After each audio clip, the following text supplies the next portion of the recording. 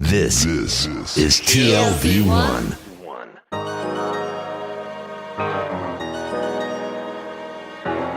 The Tel Aviv Review. Hello and welcome to the Tel Aviv Review. I'm your host, Gilad Halpern. Every week we bring you conversations with authors about the books and their research and other things that we like and find interesting.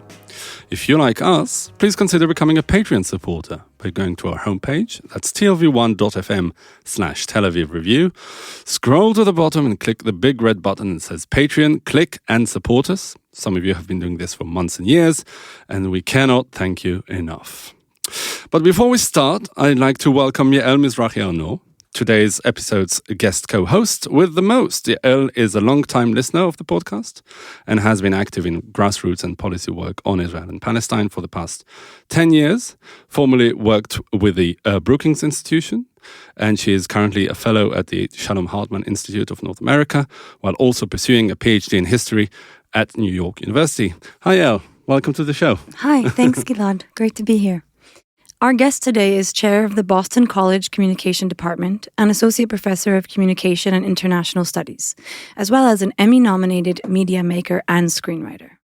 He has also edited and authored 4 books, the latest of which is That's Not Funny, How the Right Makes Comedy Work for Them, which he co-authored with Nick Marks and was published this year by the University of California Press.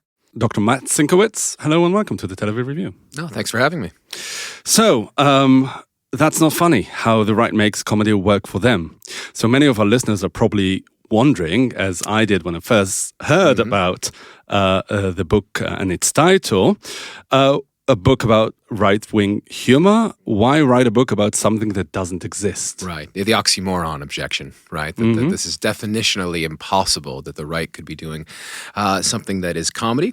So, why write it? First, because of that reaction, right? First, because the general response to it is say, oh, no. So, look, I'm a liberal person. You guys are liberal people. There's a sense that we like to possess comedy. Like we like to get the sense that this is our thing, and people who are on the right, they're full of rage, or they can't understand irony, or these sorts of things. It's nice to think that way, but my area of research is media industries. And the fact is, if you look around, you see there are right-wing comedians really doing quite well financially and also having clear impacts when it relates to politics.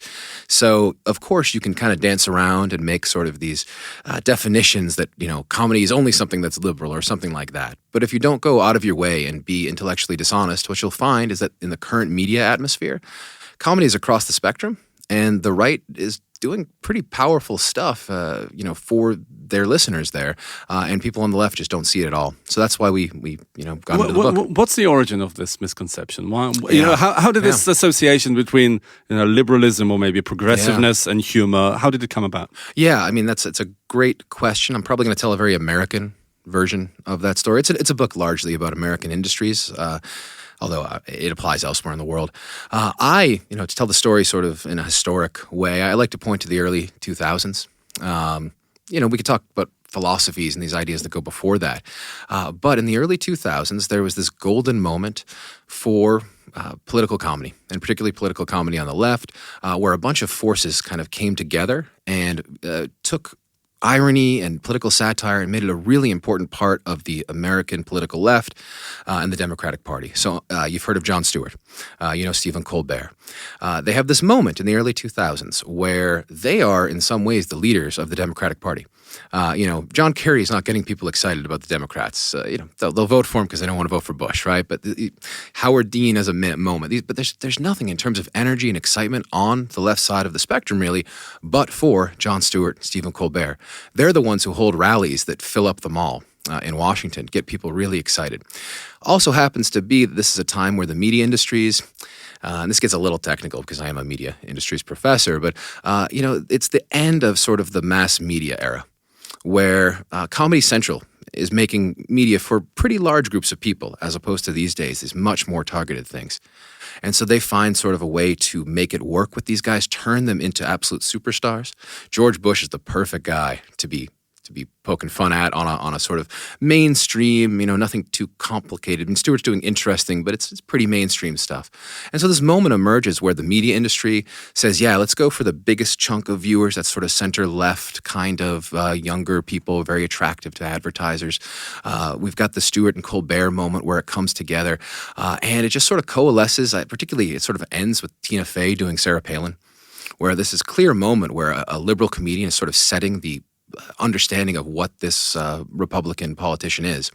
And all sort of comes together and combines with a bunch of older kind of, frankly, basically mostly Marxist theories-driven ideas about what comedy should do, how it should be flipping over power structures. And it all kind of comes together to say, all right, for that moment in the early 2000s, the left was using comedy so well and the right was just floundering. They couldn't get it done. So maybe it's not really about ideology, about ideas, about left ideology or right ideology, but about the fact, if we take an industrial, structural perspective, it's about the fact that comedy has become politicized in the sense of party politics. And it's just that the Democrats came first and now the Republicans are catching up. Yeah, I think there's a lot to that. I think that, with that idea would be that as the sort of media industry's fractured over the time, following that sort of golden liberal moment that I described, no longer was it sensible or even possible to attract those sort of fairly large groups of viewers into these comedy spaces. You look at Trevor Noah's Daily Show versus Jon Stewart's. There's nothing he could do to match those numbers from the previous time, right? So the politics change, obviously. American politics polarize, all those sorts of things. But at the same time, what makes a worthwhile media product becomes smaller and smaller and smaller and smaller, so that you can kind of break it off, not just sort of, okay, so maybe there are less fans of comedy on the right for a while. But now you can appeal to them because you don't need these giant groups of people to make media work, right? That's the podcast world, the YouTube world, the social media world.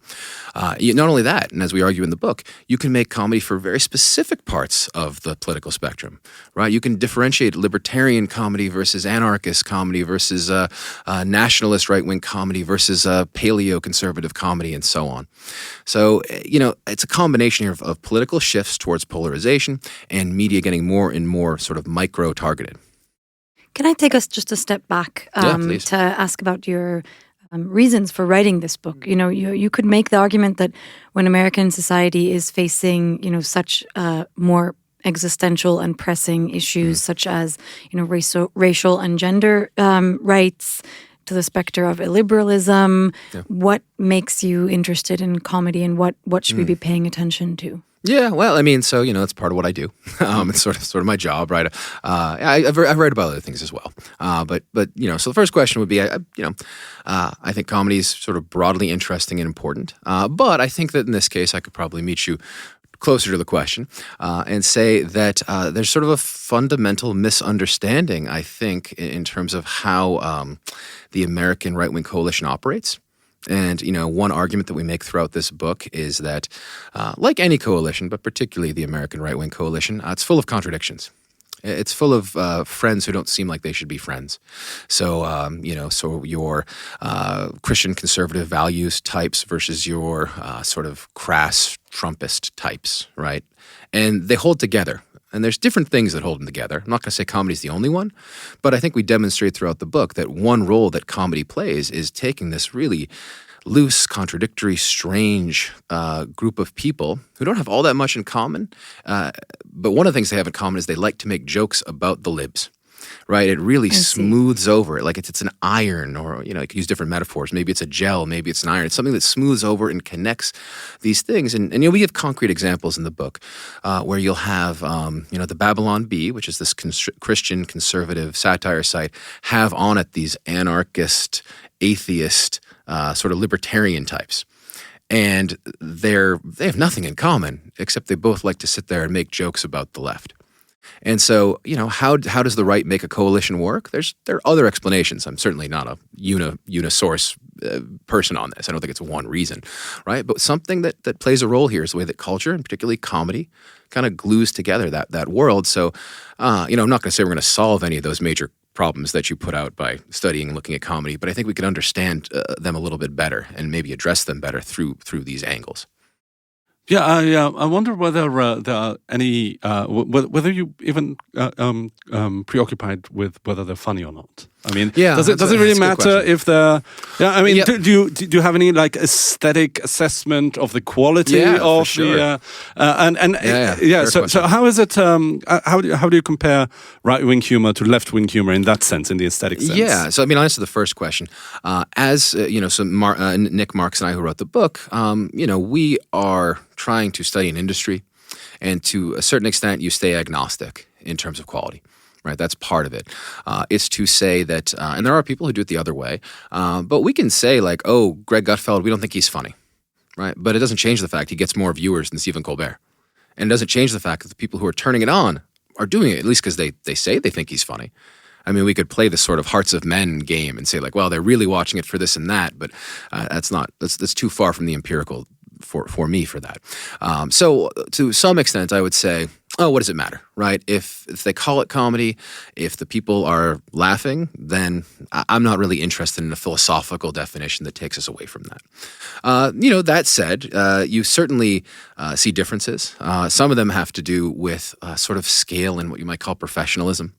That all of the mainstream, really powerful comedy institutions in the U.S. are kind of center-left. Right, it's Saturday Night Live, it's The Daily Show, that's sort of a fading star.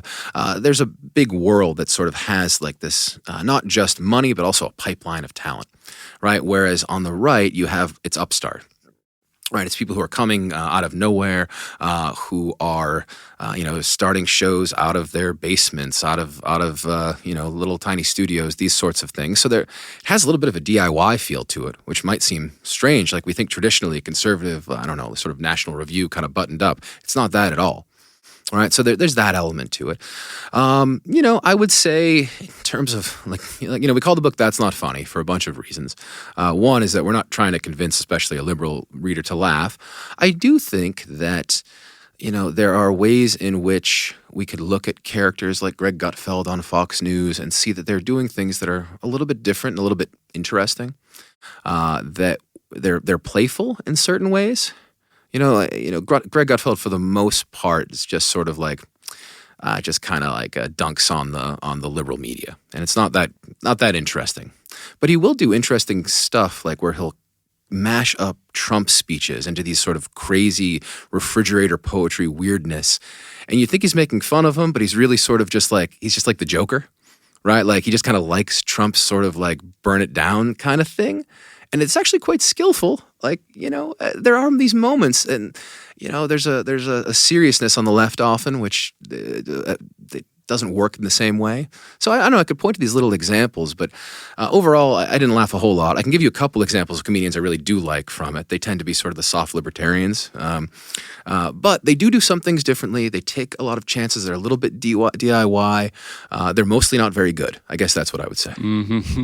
Do you think that there's some sort of like, it's what you're describing here in terms of comedy is a reflection of similar processes, say, in the media landscape at large, when it comes to the news media, for example, as you said about the comedy establishment, it used to be sort of like center-left predominantly. The same could be said about like all the big the media organizations, and now sort of like things on the margins are cropping up. And the same goes for party politics. I mean, the Republican Party is very different now from what it was 20 and 30 years ago. So do you see that as like a sort of like a similar movement, or are there any major differences there? No, I mean, I do think the dynamics are largely the same. But one major difference is that there used to be just no parody, and you alluded to it in the question. The right-wing media in the United States used to be very buttoned up. It was National Review. It was Weekly Standard. I mean, you might find some odd sort of Ron Paul newsletter that had some weird stuff in it, but mostly it wanted to sell itself as suit and tie, as really buttoned up. Whereas the left had a part of its center-left brand, which, you might call it neoliberal. You probably should call it neoliberal.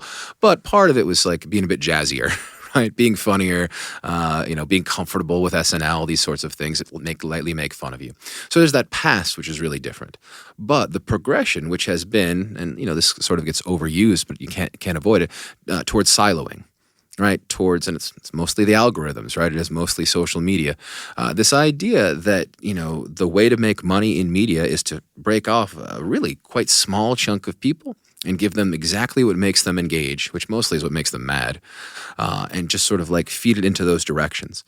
And that's where this has come from. It's the same thing in politics, right? It's the same thing why, the most noteworthy political stars in Congress are not representative of the bulk of either party. I mean, whether you like them, hate them, whatever, it doesn't matter.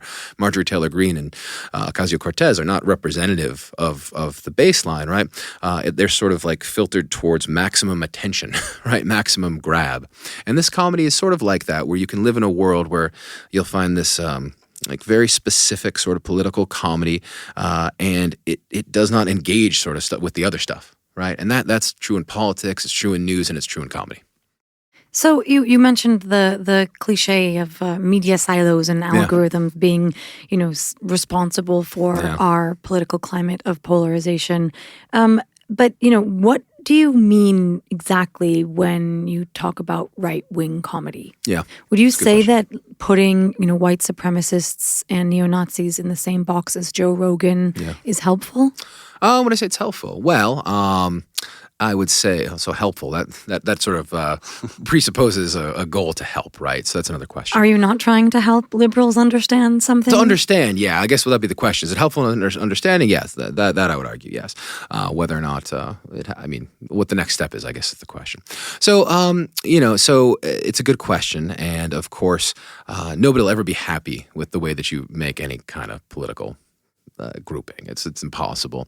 But our vantage point on it is what we would call industrial, right? We would say that a lot of the people who are there, I mean, Joe Rogan is a great example. I don't really think he has politics. I don't think he has politics. I think he has demographics, right? I think he's interested in recruiting a specific, highly desirable group of young, mostly men, and they happen to coincide with at least in terms of there's research on this, and you can intuit some of it, with people who don't like to associate themselves with anything sort of mainstream political orientations. And that can lean right or left. But so why do we put him in this book, right? Let's say that I don't know what I mean. Look, it just said Ron DeSantis would make a great president. So there's some reasons to put him there, clearly. But why do we put him there? Because what we're trying to describe is how is it that the world of comedy that's outside of that center-left world, how is it that it holds together and makes money and remains strong when it doesn't have these big institutions? And the answer is this complex that we describe, where these different podcasts have each other on as co-hosts, where they link to this and that and tweet response to that and this and that. And they sort of create this interlocking system, which never ties into The Daily Show, right? Never ties into Saturday Night Live, but always ties in on the other side. So, one of the fun things about writing this book is that if you find two figures, even if they had totally different kinds of politics, and you wanted to show them together, if they weren't on the left side, they would be interacting on Twitter, they would be having each other on, and so on and so forth. So you got Joe Rogan and Greg Gutfeld, who do not like each other in any way, but they're still tweeting with each other and talking to each other and doing clips of each other. Maybe Gutfeld's not on Rogan as much, maybe, and so on and so forth. So the way that we define it is basically to say there's sort of this chain of connective pieces for people who are doing the other kind of comedy. They work together, even if they have a lot of disagreements. There's going to be an element of making fun of the libs in all of it. And you will be able to sort of move from one to the other, but you can't easily move from those to the sort of mainstream world when it comes to suggestions on Facebook, hosts, co-hosts or guests that come onto people's podcasts and so on. Now, there's the question of the sort of the far, far right world. And I think we demonstrate the sort of concrete connections that go there. It's a long trip from Joe Rogan to the sort of far, far right world. It's not as long as other things. So is it useful or is it helpful? I think it is helpful in understanding that the business models are connected. That you can find concrete connections between them, and that it's not many clicks to get from one to the next. Part of your argument, though, is that liberals are unfamiliar with this right-wing comedy landscape. Yeah, for sure. But wouldn't you say that Joe Rogan has been mainstreamed now that he's on Spotify, now that, kind of everyone has heard about the scandal of Neil Young leaving Spotify and Trevor Noah responds to this, and there's a Well, for sure, the name is discussion there. happening. I mean, part of this is timing. Part of this book was written well before that happened. So, the simplest answer is for sure. But when we wrote it, much less so. And part of the book's goal is not goal. Its fear is that this becomes less obscure. All of this stuff, and so the idea that some of it has moved into the mainstream. Part of why we're teaching it to you is that it's going to matter. And it's going to become important. So when we started writing the book, this guy, Greg Gutfeld, who is the host of the Fox News late night comedy show, he was, doing all right. If you kind of follow media industries, you knew his results were impressive, but nobody knew about him outside of that Fox world, really. By the time we wrote the book, he's beating Colbert. He's destroying the Daily Show on a regular basis. So, on the one hand, the argument towards obscurity might be a little bit worse, but the argument towards relevancy gets that much better. So you're right. I mean, there might be ways in which you can never know the future, right? And even if Rogan's name is out there, I wonder how many people really know what he does on there. So I would still say the book's got value, even if you've I've heard about him, but he's just this very odd character. Yeah, this whole awareness-raising aspect is also very present in the book. Yeah, for sure. There's an assumption that this comedy network has a lot of impact on public opinion. Yeah. And I want to ask you whether you think it's anything that is intrinsically different from the impact that other right-wing media presences have. I don't know, Fox News, or I don't know. Does comedy have a special impact on public opinion as opposed to news reporting or commentary or other things that we see? That's a great question. And this is, at this point, you have to do some speculation.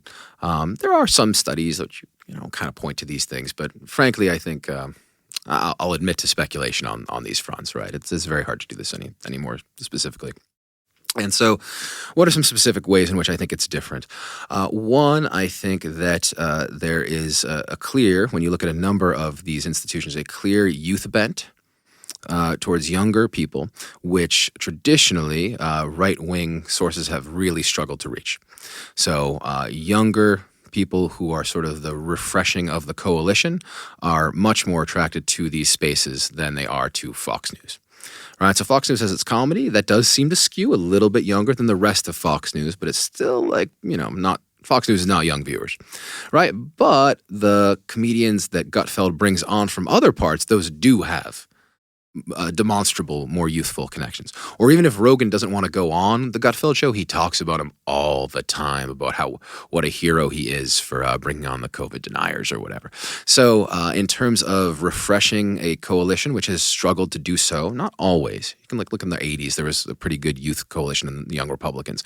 But that's one element.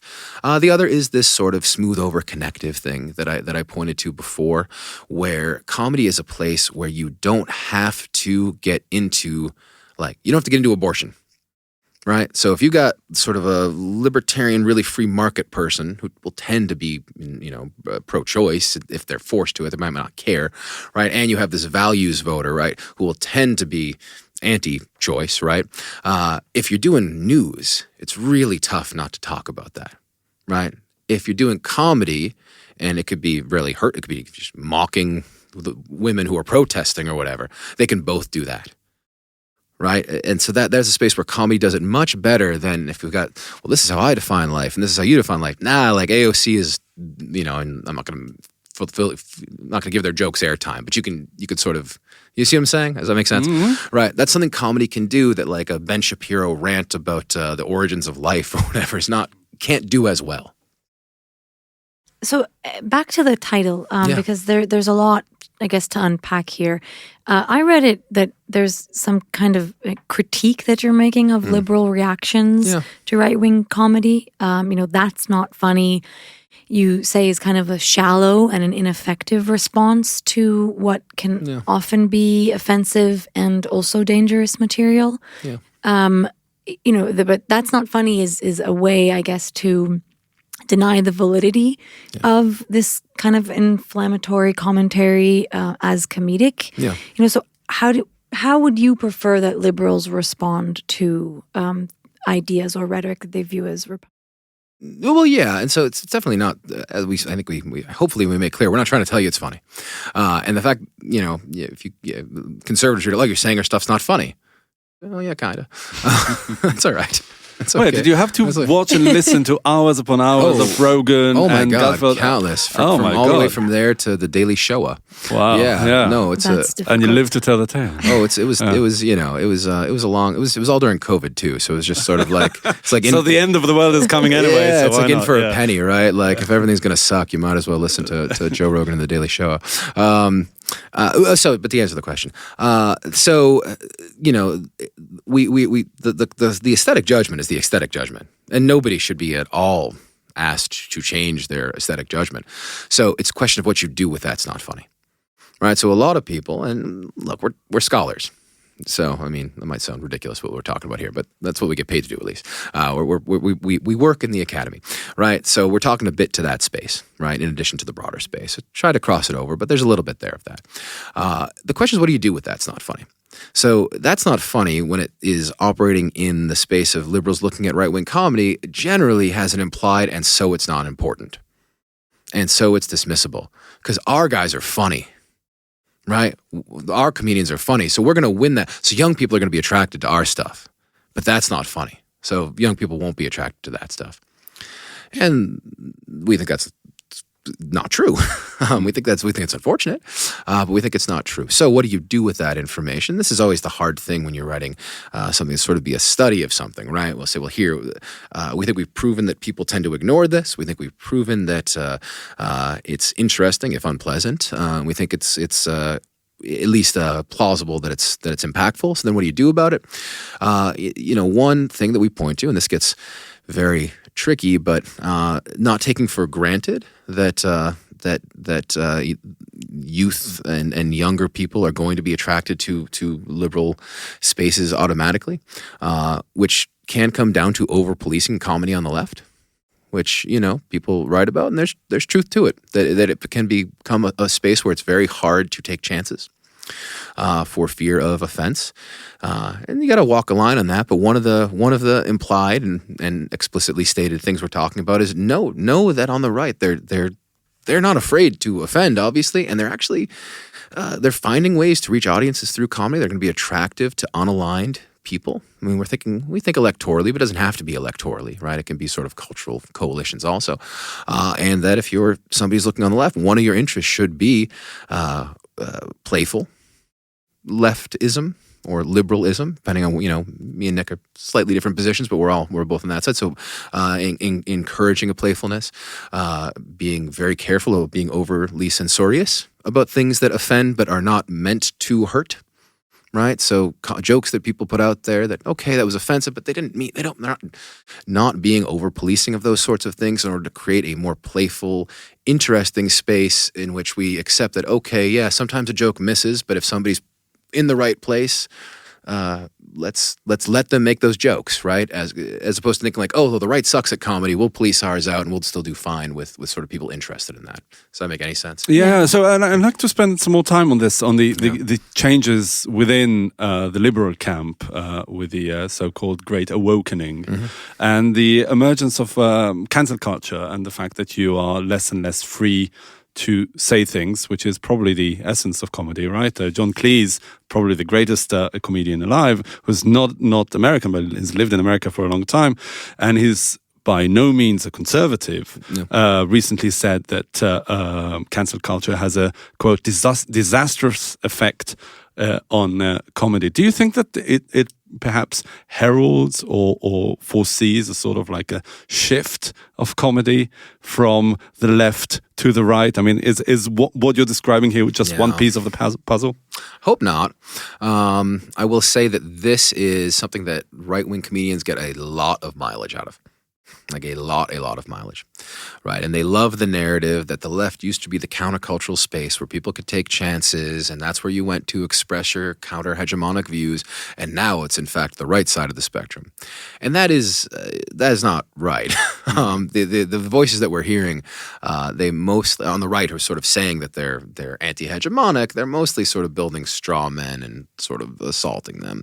So that's not so much true, but there might be some truth on the other side of that, right? Where a certain risk aversion has taken hold on the left, and not just in the person making the joke. It's in what you laugh at also, and that's one of the more interesting experiences we had writing this book was going to CPAC. I don't know if you guys know what CPAC is, the conservative political action committee conference, and it's like this carnival. Right, it's like this really wild, like dogs and Uncle Sam costumes, and they're selling Deplora bears and like all this, like sort of, and we saw Diamond and Silk were these quite not the most skillful comedians in the world, but we sat there in this room with thousands of people, Diamond and Silk telling these just terrible jokes, and just a room full of conservatives just exploding with laughter every time. Right, every joke that comes out, in a sense that there was like a comfort with this idea of this being a place to come together and laugh and not worrying what anybody thinks about what I'm laughing at. I have trouble seeing a left space right now that would operate in that. I think that, as you noted, comedy cuts. It's part of what it does. Maybe you can find an enemy and really just drill that enemy and get away with it on the left. But it's really hard not to say something that's going to go afoul of some sensibilities. And I do think people worry about laughing, going to a comedy club and going to a space, or going, even a politician makes a joke and laughing at something that isn't quite, isn't going to look good when the video comes out. These are big questions. I don't know quite how to answer, except to say that I don't think that makes that can be disinviting for certain people who I think shouldn't be disinvited. Yeah. Well, we'll just have to wait for your next book, reassessing this in however many years' time. Matt Sienkiewicz, author of the new book, That's Not Funny, How the Right Makes Comedy Work for Them. Thank you very much for joining us today. No, thanks very much for having me. And thank you, Yael. And many thanks to Itai Shelem, the manager of TLV1 Studios. And now we've got a request, because many or most of you listen to us on the Apple Podcasts app, and we would like to ask you to please consider writing us a review of any kind. We will be delighted to receive them. You too can support us by going to our website and subscribing onto our Patreon campaign. Also, do not forget, check out our archive. It has something like 750 interviews, all free to download. Please like us on Facebook. Please follow me and Yael on Twitter, and the podcast as well. Join us again next week for another edition of the Tel Aviv Review. And until then, from us here in Tel Aviv, goodbye.